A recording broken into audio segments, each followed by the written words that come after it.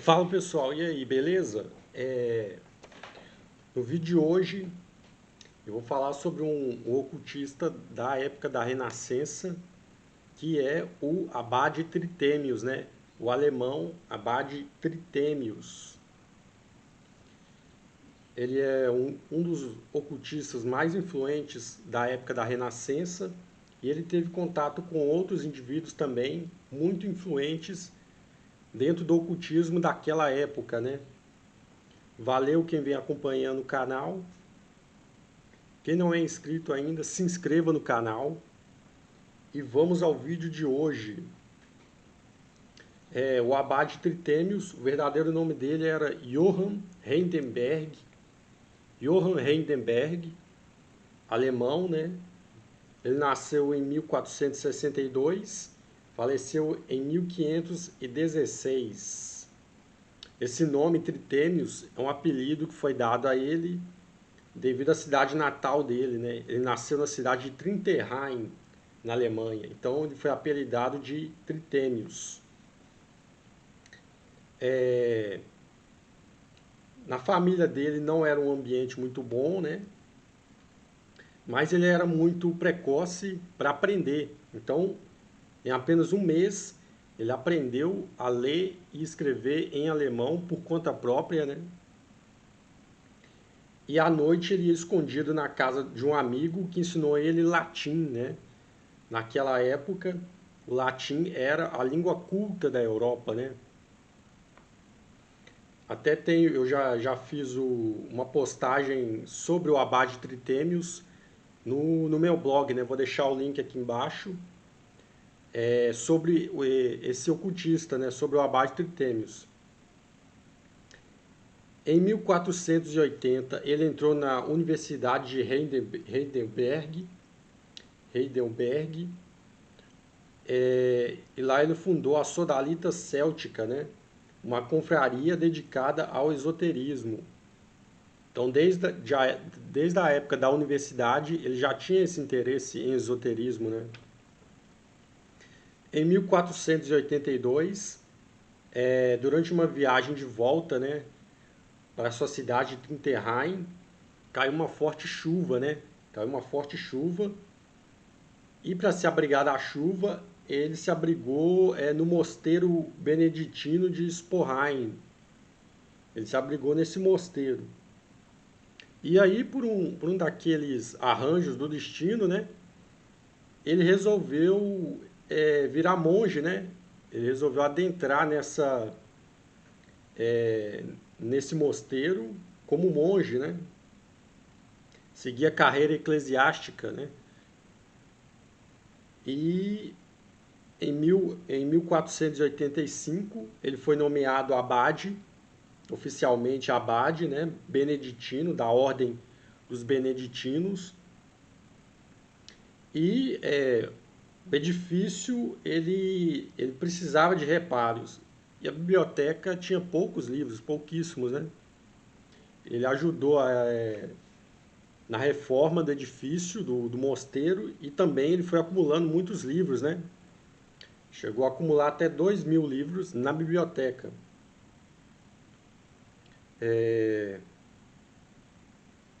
Alguns ocultistas famosos da época que tiveram contato com ele, né? O famoso alquimista Paracelso, né? Talvez o mais famoso alquimista. Nas andanças dele, ele teve contato com o Abade Tritemius, né?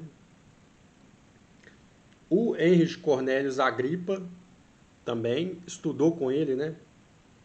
O Agrippa, ele estudou o ocultismo com o Abade Tritemius. Inclusive, tem o vídeo, já fiz o vídeo falando sobre o Heinrich, um pouco sobre a vida do Heinrich Cornelius Agrippa. Vou deixar o link aqui embaixo, né? Principalmente o livro dele, né? 3 livros de filosofia oculta. Então, o Agrippa, ele estudou com o Abade Tritemius, né? E também teve um caso com o Fausto, né? O famoso mago alemão Johann Faust, conhecido aí como Fausto, né? que teria desafiado ele, né?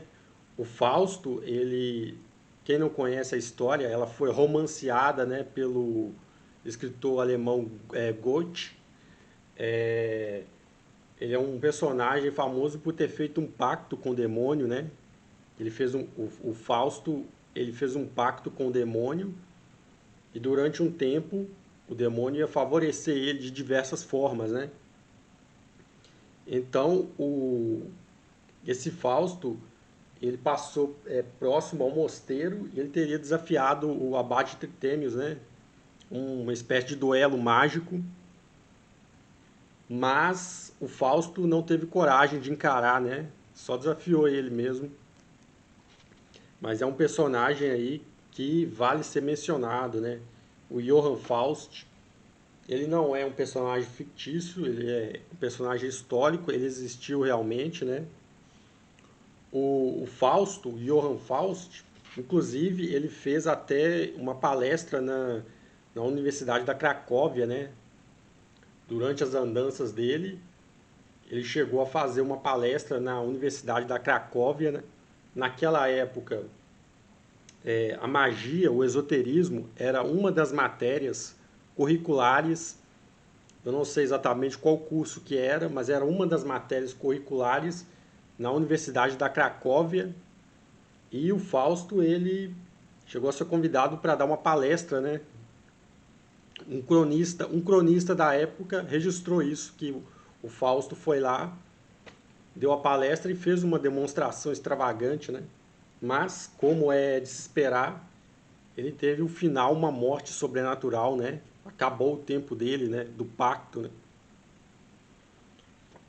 Em 1499, o abade Tritêmios publicou Steganografia, né? Que é um livro sobre técnicas para ocultar mensagens dentro de outras mensagens, né? Técnicas de criptografia. Esse livro é um livro Steganografia. É um livro que tem vários alfabetos e indicação de várias técnicas para codificar mensagens, né? É um livro dividido em 3 partes, ensinando as técnicas, e a terceira parte são os códigos que ele faz. E essa parte ela só foi decifrada recentemente, né? Na era moderna. Esses códigos foram tão bem feitos que muitos estudiosos demoraram séculos para tentar decifrar, né? Então foi só na era moderna, recente, que a terceira parte do Steganografia foi decifrada. Essa matéria de criptografia, de códigos, né, codificações, é uma matéria que ele gostava muito, o abade Tritêmios, e que estava também em voga na Renascença, né? Muitos ocultistas aparentemente gostavam de usar técnicas de criptografia, né? Maneiras de codificar mensagens, ocultar mensagens sob a forma de códigos. E é muito provável que, se o abade Tritêmios tivesse tido contato com o livro de Soiga, né? Pode ser que ele não tivesse decifrado o código daquelas tabelas, né, no final do livro, mas com certeza ele teria tentado, né?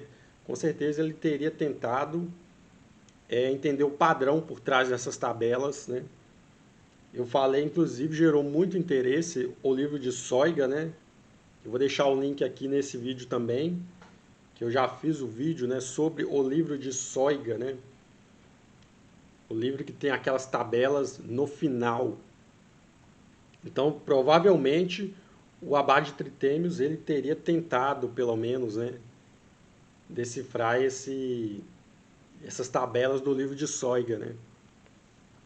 Outro livro dele, De Septem Secundes Ip Est Intelligentissimi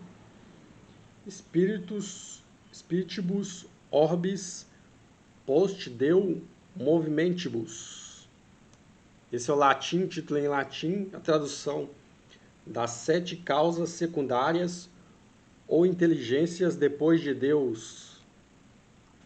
Esse é um livro que ele fala que Ele apresenta uma teoria de que 7 anjos, que são os 7 anjos planetários, né? Quem está familiarizado com o ocultismo ocidental tem essa tradição de que há 7 anjos que regem os 7 principais astros, né? Sol, Lua, Marte, Vênus, Júpiter, Saturno e Mercúrio. Quem está familiarizado com o ocultismo ocidental conhece os anjos que regem esses 7 astros, né? Chamados aí de anjos planetários na tradição ocultista ocidental. Nesse livro, ele apresenta uma teoria de que esses 7 anjos, eles não são apenas fixos, cada um representando esse astro, né? Eles se revezam na regência de cada um desses 7 astros, ou seja, eles não ficam fixos, cada um no seu, eles vão se revezando. E também, cada um deles rege a história da humanidade durante um período, né? Ele apresenta essa teoria.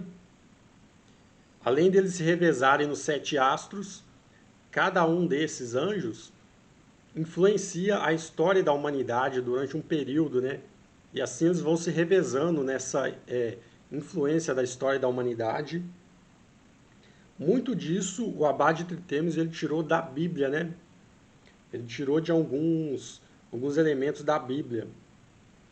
Essa teoria interessante aí sobre as regências dos anjos planetários.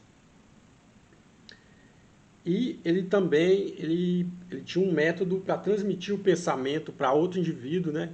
Não importa a distância que o outro indivíduo estivesse, um tipo de telepatia. O, o Agripa, o Heinrich Cornelius Agripa, no livro dele, ele afirmou isso, né? Os dois conseguiam fazer isso, né? Transmitir o pensamento à distância, ele com o Abade Trithemius, né? Então, esse aqui é um resumo da vida do Abade Trithemius, né? Ele foi um grande ocultista. Todos os livros de ocultismo que tinha na época, que ele pôde ter acesso, ele realmente os estudou, né? Ele estava familiarizado com as técnicas ocultistas da Renascença e ele foi um erudito, né? Um acadêmico. Com certeza ele estava familiarizado e ele praticava essas técnicas de ocultismo, né? Esse aqui é um resumão sobre a vida e as realizações do Abade Trithemius, né? Alguns livros dele foram traduzidos, né? Outros não, mas certamente ele estava com certeza familiarizado com o sistema ocultista da época dele, né? Ele foi um erudito da época dele, assim como foi também o Heinrich Cornelius Agripa. E se caso vocês tenham interesse, né, em alguns dos livros dele, eu não sei ao certo se todos foram traduzidos, né, mas aí estão esses que eu mencionei aqui, alguns dos livros do Abade Trithemius, né. Valeu quem vem acompanhando o canal. Se inscreva no canal, quem não é inscrito, apoie a produção desse conteúdo. Deixa o like, deixa o seu comentário aqui embaixo e valeu!